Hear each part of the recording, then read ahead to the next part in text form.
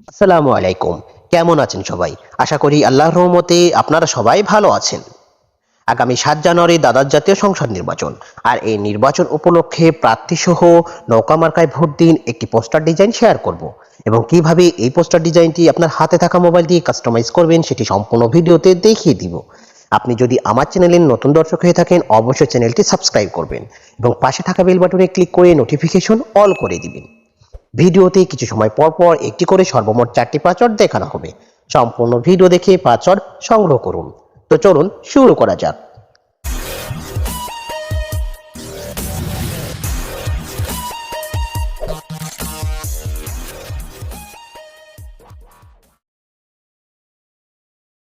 সর্বপ্রথম আপনাকে এই ভিডিওর ডেসক্রিপশন বক্সে আসতে হবে।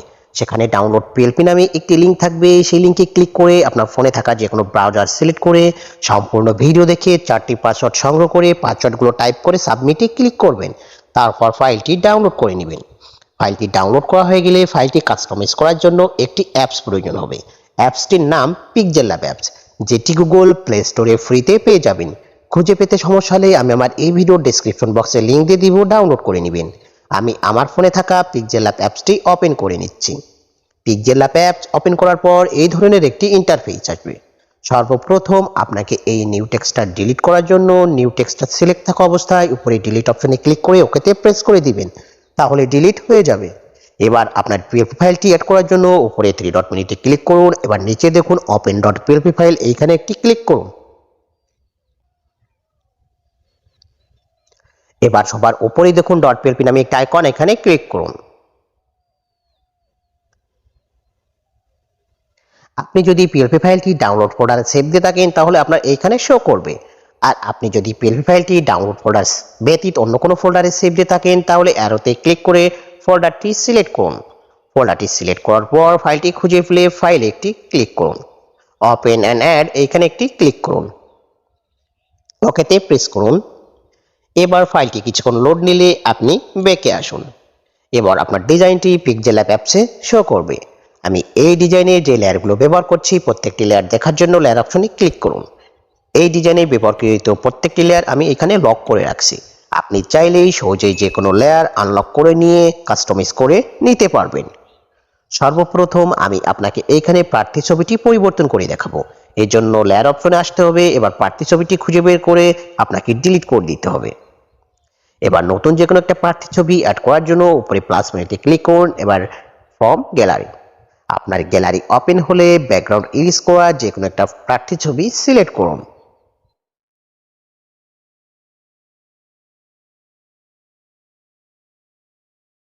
ওকেতে প্রেস করে এই প্রার্থী ছবিটি এই বৃত্তের ভিতর বসিয়ে দিন। প্রার্থীর ছবির কাজ শেষ হলে আপনাকে অবশ্যই প্রার্থীর নামটা পরিবর্তন করতে হবে। এর জন্য লেয়ার অপশনে আসতে হবে। এবার প্রার্থীর নামটা খুঁজে বের করে লক থাকলে সর্বপ্রথম আনলক করে দিন। সাইডে দেখবেন পেন আইকন, এখানে ক্লিক করলে আবারও পেন আইকন আসবে, এখানে ক্লিক করবেন। তাহলে আপনার কিবোর্ড অপশন আসবে। কিবোর্ড অপশন আসলে আপনার প্রার্থীর নামটা এখানে টাইপ করে ওকেতে প্রেস করে দিবেন।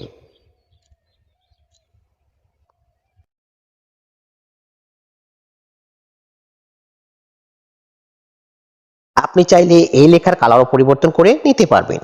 এই জন্য লেখাটা সিলেক্ট থাকা অবস্থায় টেক্সট অপশন এসে কালারে আসবেন। এবার যে কোনো একটা কালার চুজ করে ওকেতে প্রেস করে দিবেন। প্রার্থীর নাম এবং প্রার্থীর ছবির কাজ শেষ হলে আপনাকে অবশ্যই সৌজন্য ছবিটি পরিবর্তন করতে হবে। এই জন্য লেয়ার অপশন এসে সৌজন্য ছবিটি খুঁজে বের করে এবার ডিলিট করে দিন। নতুন যে কোনো একটা সৌজন্য ছবি অ্যাড করার জন্য উপরে প্লাস মেনুতে ক্লিক করুন। এবার ফ্রম গ্যালারি, আপনার গ্যালারি ওপেন হলে ব্যাকগ্রাউন্ড ইরেজ করা সৌজন্য ছবিটি সিলেক্ট করুন।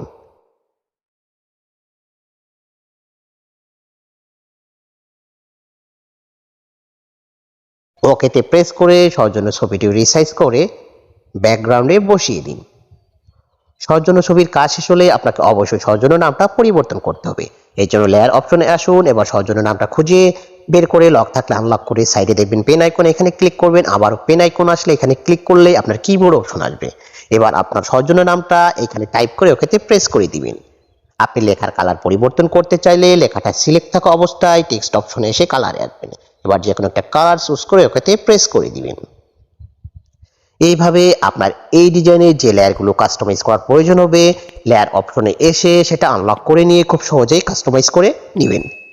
সর্বোপরি ডিজাইনটি কাস্টমাইজ করা হয়ে গেলে ফাইলটি সেভ করে নেবেন। সেভ করার জন্য উপরে সেভ মেনুতে ক্লিক করুন, এবার নিচে দেখুন সেভ অ্যাজ ইমেজ।